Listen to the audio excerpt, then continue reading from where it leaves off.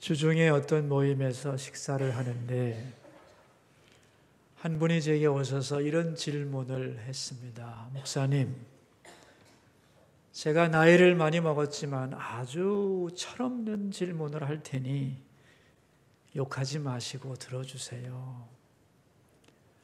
그분은 연세도 많고 믿음도 좋고 그 교회에서 충성을 다하는 분인 줄로 알고 있는데 그런 말을 하기에 제가 무슨 그런 말씀을 하세요. 뭐든지 편하게 말씀하세요. 우리 사이에 못할 말이 어디 있겠어요. 그랬더니만 그래도 너무 철없는 소리이니 용서하시고 들으세요.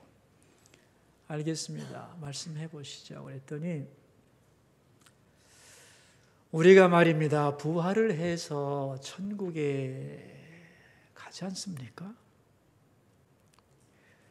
천국에 가면 너무너무 따분해서 아무 재미도 없을 것 같아서 때로는 가고 싶지 않다는 생각이 들기도 합니다. 성도가 천국을 소망하며 살아야 되는데 천국을 생각하면 갑갑하고 그래서 차라리 죽는 것으로 모든 존재가 끝나면 좋지 않겠나 하는 생각이 들 때가 있습니다.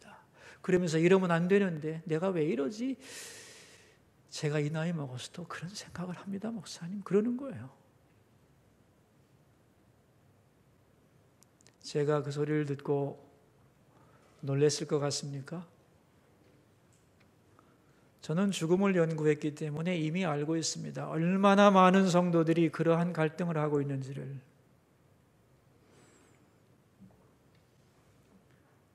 소설에도 나옵니다, 여러분.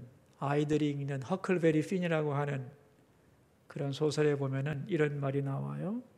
장난꾸러기 허클베리를 늘 무시하는 기독교 노처녀 왓슨 양이 있는데 이렇게 말합니다. 그 아이가 하는 말이에요. 우리 선생님은 계속해서 천국에 대해 말했어요. 거기서 제가 할 일은 단지 하프를 가지고 하루 종일 떠다니면서 노래하는 것이라고. 그것도 영원히 말이에요. 그래서 저는 그곳에 대해 별로 가고 싶지 않았어요. 제가 그녀에게 톰 소요도 그곳에 갈 것 같으냐고 묻자 그렇지 않을 것 같다고 했어요. 저는 얼마나 기뻤는지 몰라요. 왜냐하면 저는 톰과 함께 있고 싶었거든요. 이게 무슨 얘기인지 아십니까, 여러분? 교회 선생님이 어린아이들에게 천국에 대해서 가르치는데 천국은 말이지 그냥 둥둥 떠다니면서 흰 옷 입고 하프 키는 거야.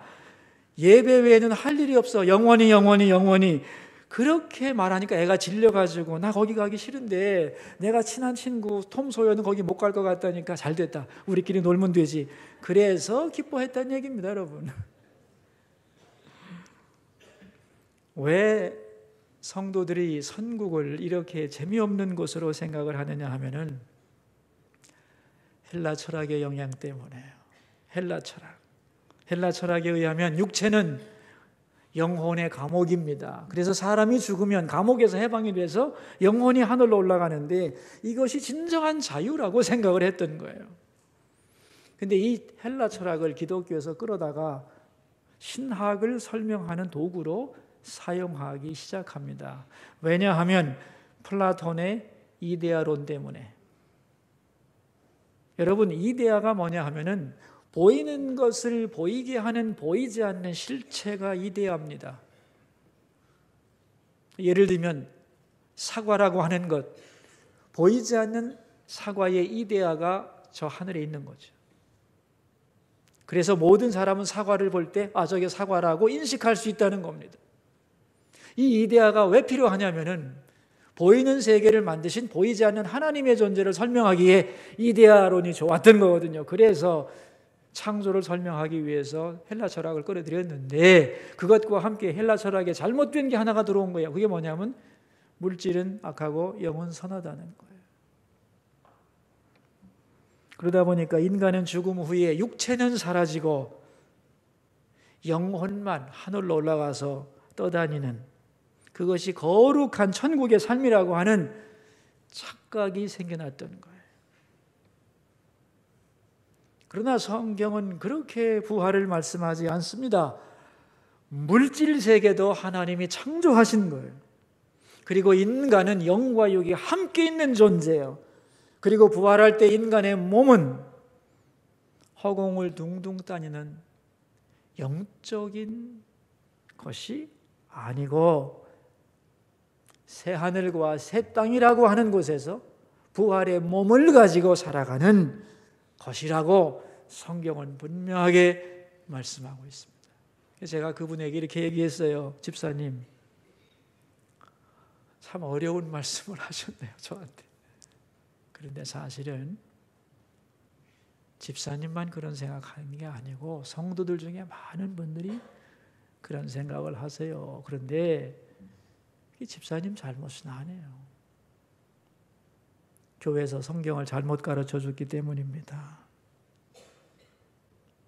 천국은 정말 좋은 곳이지요. 성경은 말씀합니다. 부활할 때 우리가 몸이 없는 것이 아니라 새로운 몸을 부여받는 것이라고. 우리가 이 땅에 살기 위해서 이 땅에 필요한 육체를 태어나면서 받았듯이 물고기는 물속에서 살기 위한 몸을 하늘로부터 받았듯이 새들은 하늘을 날기 위해 거기에 합당한 몸을 받았듯이 저 영원한 나라에 우리가 부활할 때는 거기에 합당한 꼭 필요한 몸을 하나님께로부터 받는 것입니다. 지금의 육체는 힘없고 쉽게 병들고 늙고 깨어지고 연약하지만 부활할 때의 몸은 건강하고 아름답고 거룩하고 영원한 몸을 받는 것입니다. 그리고요, 천국에는요, 직업도 있고요, 뭔가를 이루려는 꿈도 있고요, 그것을 위한 아름다운 수고도 있고요, 끝없는 성취의 기쁨도 있는 겁니다. 그리고 부활에 대해서 좀 더 자세히 알고 싶으면 제 설교가 유튜브에 떠 있거든요. 고린도전서 강해가 있습니다. 특별히 15장은 부활장이니까 그 부활에 관한 대여섯 개의 설교가 나와 있으니 그것을 일단 한번 주중에 잘 들으시고, 왜냐하면 전제도 없이 얘기하면 너무 길어지니까 그거라도 듣고 와서 또 궁금한 것이 있으면 다음 시간에 그 위에서 얘기를 해봅시다. 그렇게 하고 마무리를 지었어요. 여러분, 영국의 처칠 수상은 그림을 아주 좋아한 분이죠. 그래서 그가 이런 말을 했습니다. 나는 천국에 가면 최초 100만 년 동안은 그림만 배우고 싶다. 그래서 그림의 밑바닥까지 들어가 보고 싶다고 그랬습니다. 그래서 새하늘과 새 땅의 오묘하고 아름다움을 묘사하고 싶다. 그런 말을 했어요. 종교개혁자 칼빈은 이렇게 말했습니다. 그날에 우리는 죄로 인해 잠들어 있던 1000개 이상의 감각이 눈을 뜨게 될 것이다. 여러분, 지금 우리는 오감을 가지고 살아가거든요. 시각, 청각, 후각, 미각, 촉각. 그런데 이 오감 중에 하나만 없어도, 사감을 가지고 살아가도 그의 삶은 엄청난 제약을 받게 돼 있어요. 우리는 흔히 이런 말 하죠. 하나님이 어디 있어? 눈에도 안 보이는데. 근데 여러분, 그건 시각의 문제입니다. 하나의 감각만 더 열리고 2개가 더 열리기 시작하면 안 보인다고? 너무 확실하구만! 그렇게 되는 것이죠. 오감을 가진 인간이기에 한계가 많은 것이죠. 이보다 더 아름다운 몸을, 부활의 몸으로 하나님은 준비하셨는 줄로 믿습니다. 그 부활의 영광스러운 몸에 비하면 우리의 지금의 몸은 곤충의 수준만도 못한 거죠. 여러분, 예수님이 부활하신 모습만 봐도 그렇잖아요. 오늘 우리가 교동문에서도 읽었잖아요. 영은 살과 뼈가 없으되 나는 있느니라. 그리고 만져보라 말씀하시고 음식을 잡수시고 대화를 하시는, 그래서 우리의 육체를 가진 모든 인간이 할 수 있는 모든 것을 다 하고 그것을 넘어서는 시공을 초월하는 놀라운 기능을 부활의 몸은 가지고 있는 것이죠. 그러므로 부활한 몸에 대하여 새로운 개념을 가져야 하고 그 부활한 몸으로 살아야 되는 천국에 대하여 얼마나 좋은 곳인가를 알아야 합니다. 새 하늘과 새 땅에서 하나님과 사랑을 나누면서 우리의 모든 갈망이 충족되는 곳, 정말 가고 싶은 곳, 한없이 기대해야 되는 곳, 그게 바로 천국입니다. 그래서 저는 앞으로 천국에 대한 얘기를 여러분하고 좀 더 자주 나눠야 되겠다 생각을 했습니다. 이상한 환상이나 꿈에서 나온 천국 얘기가 아니라 성경적으로 확증된 천국의 이야기를 할 필요가 있다, 이거 지금. 왜냐하면 우리의 궁극적인 소망이 바로 그 나라 천국인데 거기에 대해서 너무 알지 못하고 그 따분한 곳에 가서 어떡하지? 이런 생각을 한다면 우리의 소망이 약화되잖아요. 천국에 대한 얘기를 더 많이 하려고 생각하고 있습니다. 오늘 본문에 보면 안식 후 첫날 이른 새벽에 아직 어두웠을 때에 막달라 마리아가 예수님의 무덤을 찾아가는 이야기가 나오죠. 1절 말씀, 20장 1절 말씀을 읽습니다. 안식 후 첫날 일찍이 아직 어두울 때에 막달라 마리아가 무덤에 와서 돌이 무덤에서 옮겨진 것을 보고 그랬습니다. 이 마리아는 예수님을 지극히 사랑했습니다.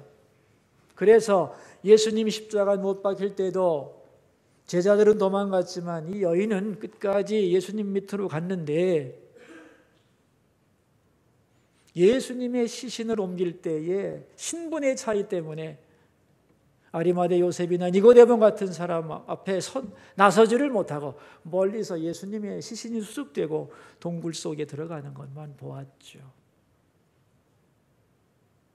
그런데 이제 자기 손으로 장사하지 못한 주님, 시신이라도 한 번 더 보고 싶어서 견딜 수가 없어서 안식일이 끝나는 3일째 되는 날 새벽에 어두울 때 여자 혼자서 예수님의 무덤을 찾아갑니다. 어떻게 그 무덤 돌을 굴려서 들어가야 된다는 생각을 못한 거죠.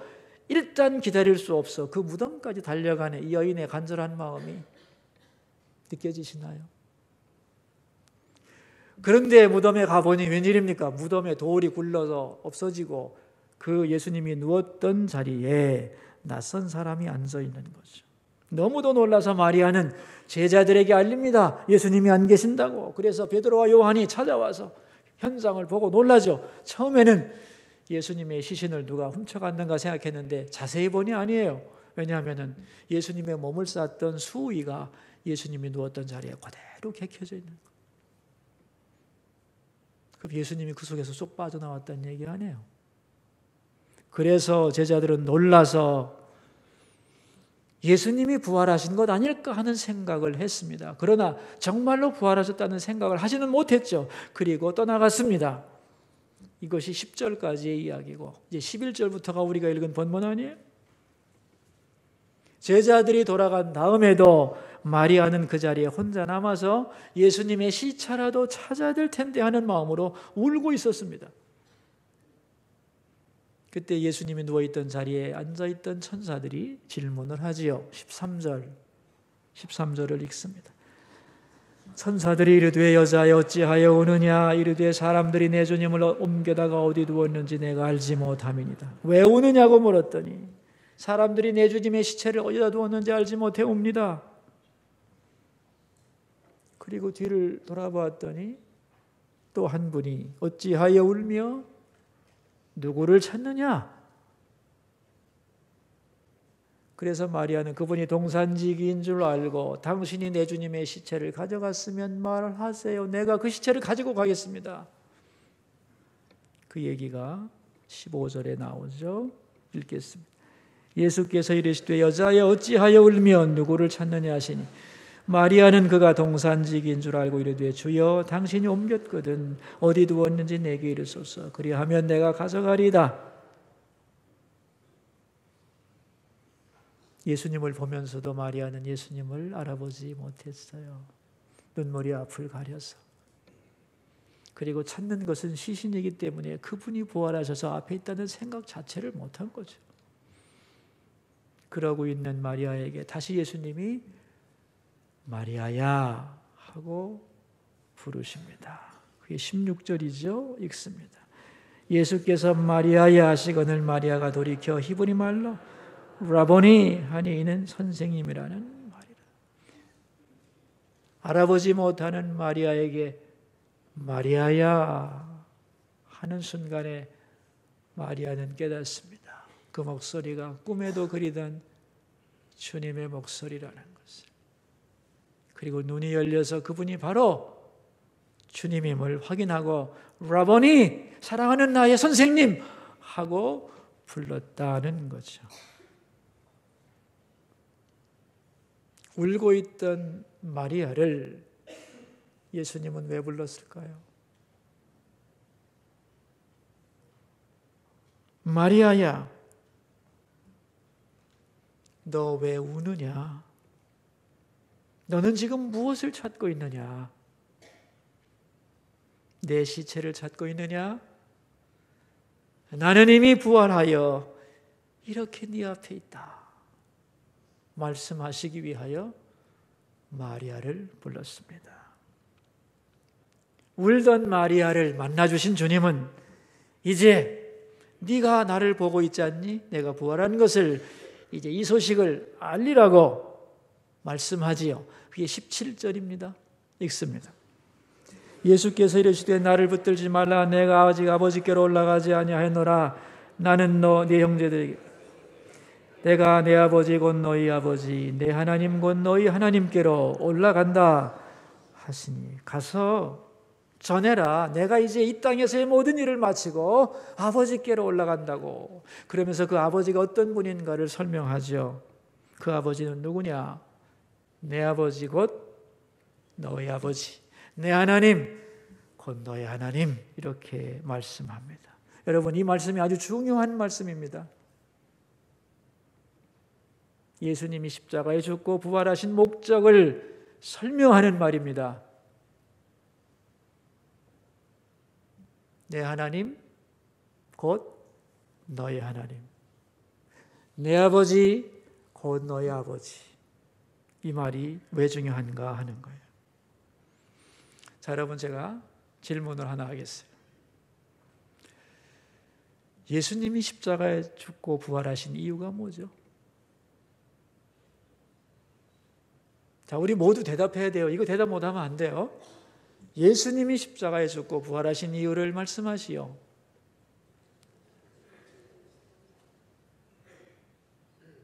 예수님이 날 구원하시기 위해서. 오케이. 그렇다면 구원해서 그 결과가 뭐야? 오늘 본문이에요. 내 아버지 곧 너의 아버지 내 하나님 곧 너의 하나님. 이것을 위해 예수님은 십자가에 죽고 부활하신 거예요. 그러니까 십자가의 죽으심과 부활은 무엇을 위한 것이었느냐? 우리에게 하나님을 아버지로 만들어주기 위해서. 그래서 하나님은 예수 그리스도의 십자가의 죽으심과 부활을 통하여 우리를 자녀 삼으시고, 우리는 예수님의 십자가와 부활을 통하여 하나님을 아버지라 부르는 관계가 완성되었다는 거예요. 하나님과 인간의 이 어마어마한 갭, 거룩하신 하나님과 죄인된 인간이 하나 될 길이 전혀 없죠.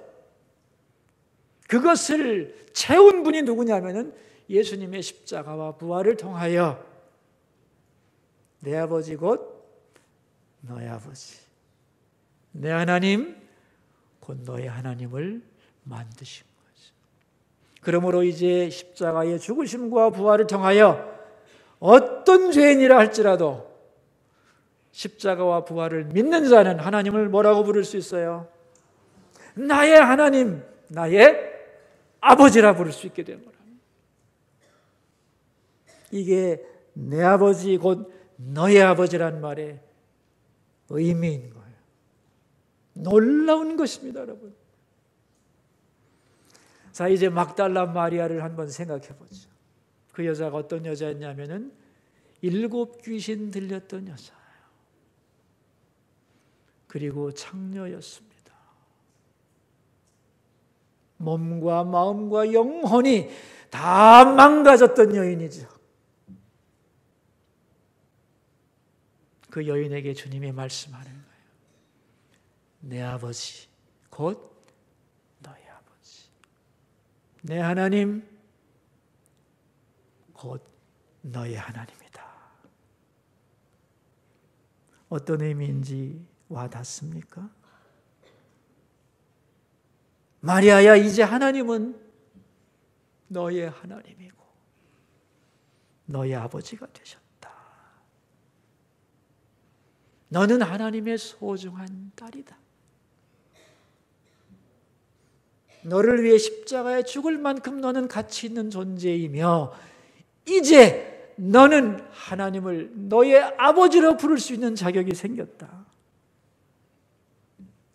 네 어두운 과거는 다 끝났으며 너는 이제 부활하여 하나님을 아버지로 부르며 영원히 그분과 함께 살게 된 거다. 여러분, 이 말을 듣고 마리아가 치료를 받는 겁니다. 그의 과거, 현재, 미래가 완치가 되는 거죠. 그래서 새로운 사람으로 서게 되는 거죠. 그래서 이 말씀은 놀라운 말씀이에요. 여러분, 하나님이 여러분의 하나님임을 믿습니까? 내 하나님이라고 부를 수 있죠. 내 아버지라고 부를 수 있습니까? 뭐 때문에? 예수님의 십자가와 부활 때문에 이제 하나님을 내 아버지라 부를 수 있게 된 거예요. 이런 질문을 합니다. 왜 하필이면 예수님은 부활의 첫 번째 그 아름다운 영광을 다른 사람도 아닌 막달라 마리아에게 보여주셨을까? 예수님의 12제자가 아니잖아요. 왜 하필이면 막달라 마리아일까? 그 이유가 뭐라고 생각하시나요?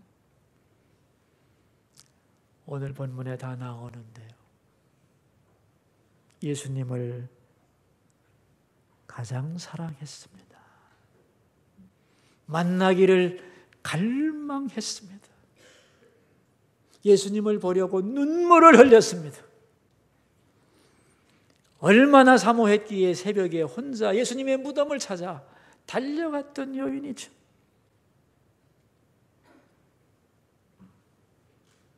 나에게도 막달라 마리아에게 나타나셨던 예수님이 나타나시면 좋겠다, 그렇게 생각하는 분 계신가요? 막달라 마리아의 간절함만 가지세요. 막달라 마리아가 얼마나 주님을 사모했는가, 그 마음만 가지시면 오늘도 나타나십니다. 그래서 음성 들려주실 줄로 믿습니다. 왜 막달라 마리아를 만나주셨는가? 하필이면 그 여자를. 두 번째 것은 농담이니까 그렇게 알아두세요. 여자이기 때문에. 여자들은 말을 잘하거든. 그 여자들의 입담, 그 소문내는 힘, 그 좋은 입담을 가지고 주님의 부활을 증거하는 데 사용하시기를 바랍니다. 여러분, 우리가 주목해야 될 장면이 하나 있습니다. 무덤 앞에서 통곡하는 마리아, 바로 그 모습이요. 왜 이 모습이 중요하냐 하면은 모든 인간의 모습을 압축한 것이기 때문에. 마리아는요, 자기 상처가 많은 여자 아닙니까? 자기 거부감이 많았던 사람이에요. 또한 죄인이라고 생각하고 죽음에 대한 두려움이 많았던 사람이에요. 또한 그만큼 영생에 대한 갈망이 있던 사람.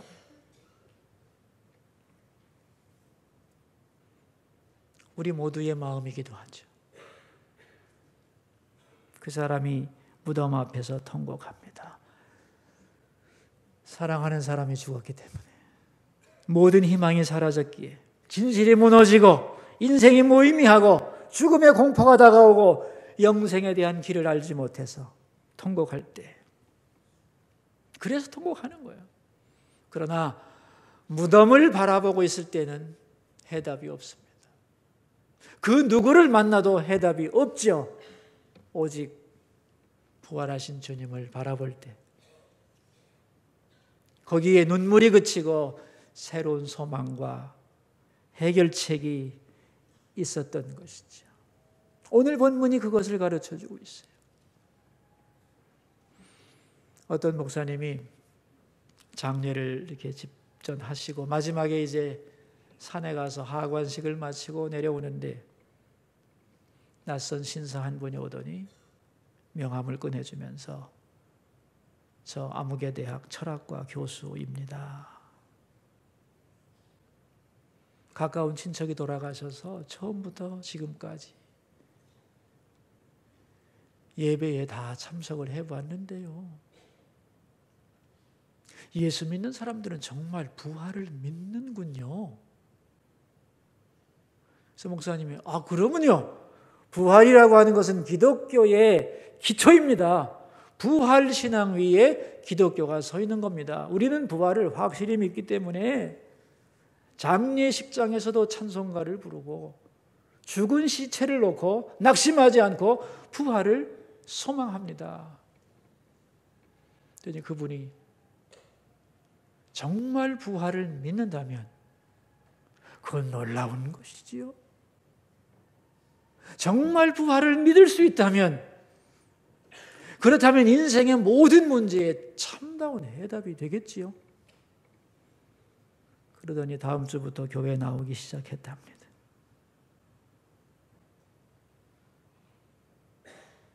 여러분, 인생에 대한 해답이 어디 있나요? 죽음으로 끝나는 인생에게 어떤 해답이 있을 수 있나요? 부활만이 유일한 해답임을 믿습니다. 저는 교인들이 이제 장례를 지내고 나서 이렇게 오시잖아요. 그러면은 많이 힘드셨죠? 그렇게 인사를 건넵니다. 그러면은 아닙니다, 목사님. 위로를 참 제가 많이 받았습니다. 예배를 통해서도 우리 성도님들이 많이 오셔서 큰 위로가 됐습니다. 그런데 가장 큰 위로는 그분이 주님 품에 안겼다는 거. 그보다 그 큰 위로가 없고, 다시 우리가 주님 앞에서 만난다는 그걸 생각할 때 가장 큰 위로가 됩니다. 그런 말씀을 자주 하십니다. 맞아요, 여러분. 인간이 어떻게 죽음 앞에서 울지 않을 수 있어요? 그러나 부활을 알게 되면 울지 않을 수 있죠.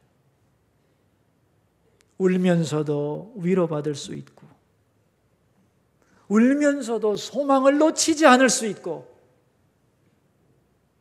슬픔 속에서도 남은 삶을 위해 어떻게 살아야 할 것인가를 다시 생각하게 하는 힘은 부활에 있는 것이지. 죽음으로 끝난다면 우리가 진실하게 살아야 할 이유가 무엇이며 인내해야 할 필요가 무엇입니까? 되는 대로 막 살면 되는 거죠. 그러나 부활이 있기에,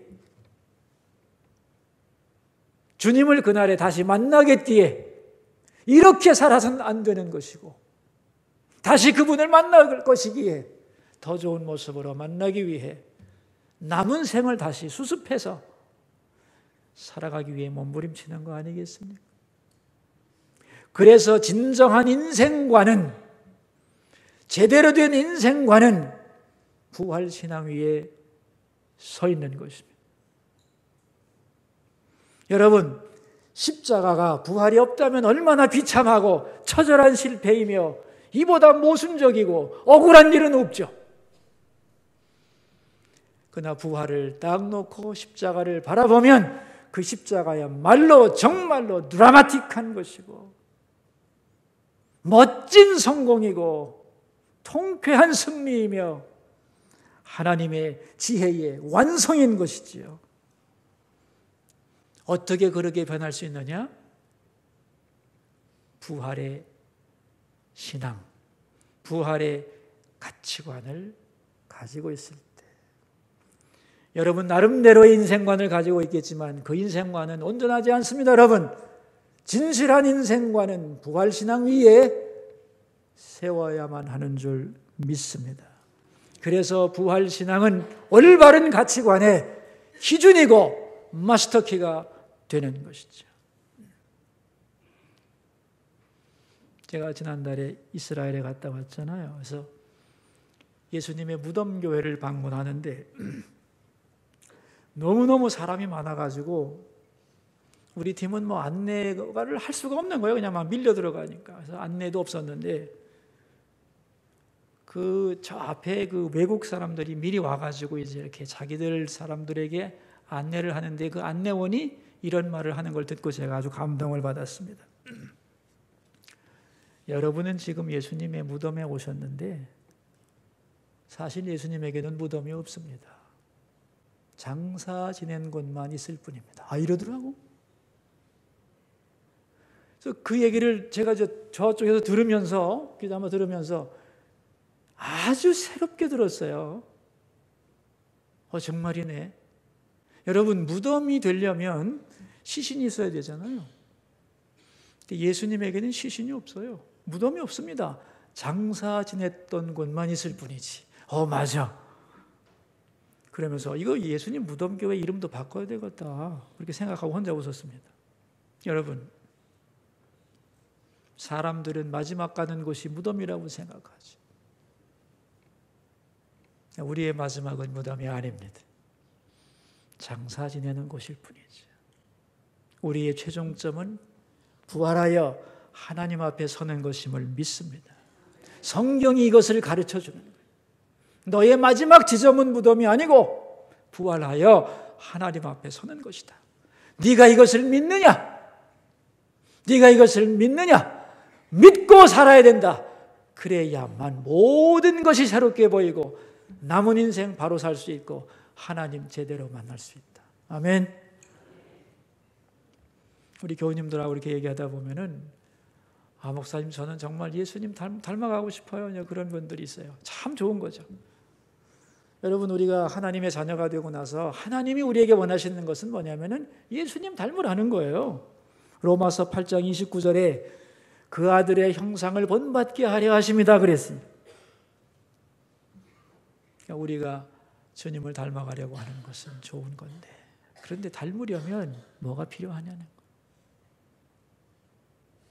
예수님 닮으려면 딱 하나가 필요해요. 예수님의 인생관을 관통하여 흘렀던 단 한 가지 가치가 있어요. 그게 부활입니다. 부활을 전제하지 않고는 예수님의 인생을 해석할 키워드가 없어요. 그래서 예수님을 닮으려면 어떤 사랑, 어떤 인내, 어떤 지혜를 가지고도 안 됩니다. 부활에 대한 확실한 믿음. 그 믿음을 가질 때 주님을 위해 헌신할 수 있고 충성할 수 있고 자기를 절제할 수 있고 십자가를 질 수 있고 주님의 뒤를 따라갈 수 있는 것이죠. 망가졌던 한 여인 막달라 마리아는 무덤가에서 울고 있다가 부활하신 주님을 만나고 내 아버지 곧 너의 아버지 내 하나님 곧 너의 하나님이라는 음성을 듣고 하나님의 딸이 됩니다. 그리고 이 소식을 전하라는 음성을 듣고 이제는 부활의 증인으로 달려갑니다. 저는 오늘 이 본문의 사건이 우리에게 현실로 나타나기를 간절히 소망합니다. 죽음 앞에서 두려워하고 인생의 허무 앞에서 눈물 흘리는 우리가 주님이 왜 우느냐? 내가 부활했는데, 하나님이 너의 아버지신데, 너도 부활할 건데, 이 음성을 듣고 다시 일어서서 오래 남은 삶을 살아가는 모두 되시기를 축원합니다. 기도하겠습니다. 세 가지 기도 제목을 가지고 주님 앞에 나아갑니다. 첫 번째 기도 제목입니다. 마리아의 사건이 내 사건 되게 하소서. 기도하겠습니다, 여러분. 은혜로우신 하나님, 오늘 부활절을 맞이하여 우리는 마리아가 주님 부활하신 모습 바라보며 다시 새로워지는 모습을 보았습니다. 이것이 옛 기록이 아니라 오늘 나에게 일어나는 놀라운 사건 되기 원합니다. 죽음 앞에서 눈물 흘리고 인생의 허무 앞에서 탄식하고 자기 슬픔 때문에 헤어나지 못했던 마리아, 부활하신 주님이 내 아버지가 너의 아버지고 내 하나님이 네 하나님이다 말씀하시며 이제 그렇게 하나님의 딸로 부활의 약속을 받은 자로 회복된 것처럼 주님 우리에게 마리아에게 주셨던 말씀을 들려주시고 인생의 허무와 죽음의 두려움 앞에서 떨고 있는 우리가 다시 부활신앙으로 일어설 수 있게 하여 주시옵소서. 두 번째 기도 제목입니다. 부활의 그날을 기준으로 내가 어떻게 남은 인생을 살아갈 것인가를 새롭게 정비하게 해 주시고 그날에 후회 없는 삶을 살게 해 주시고 살아가는 동안 부활의 증인이 되게 해 주소서. 기도하겠습니다. 하나님 아버지, 내 아버지, 주 예수를 부활시키신 그 능력으로 우리 각자를 부활시킬 줄 믿습니다. 부활의 그날을 바라보며 주님 만날 그날에 후회하지 않을 오늘을 살아갈 수 있고 내 남은 인생이 되도록 우리를 새롭게 하여 주옵소서. 세 번째 기도 제목입니다. 작정한 태신자들을 위해서 그리고 흔들리는 우리나라를 위해서 부활절을 맞이한 오늘 모든 교회와 성도들이 부활신앙을 확실히 가질 수 있도록 우리 기도합시다. 아버지, 주께서 우리를 통해 구원하시기 원하시는 그 이름을 우리는 질문했고 받아 올려드렸습니다.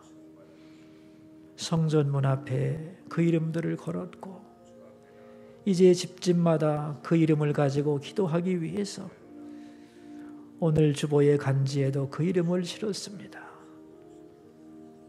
주님, 거기 있는 900여 명의 성도 새 이름들이 하늘나라 생명책에 기록되게 하소서. 위태롭고 흔들리는 이 나라를 구원해 주시고 사람의 뜻에 맡기지 마시고 주님이 이 나라의 목자시며 방패시며 병거가 되사 편팔과 강한 손으로 지켜주시고 우리에게 새로운 미래를 열어주소서. 오늘 예배하는 곳마다 부활신앙으로 채워주시고 교회들이 부활하신 주님 붙잡고 부활의 증인으로 살아가는 모든 성도들 되게 하옵소서. 죽음 앞에서 두려워하고 인생의 허무 앞에서 낙심하는 우리에게 다가와 부활을 약속해 주신 주님, 울고 있는 우리들에게 오늘 오셔서 삶의 무거운 짐과 인생의 허무감과 질병과 죽음의 두려움에서 우리를 건져 주소서.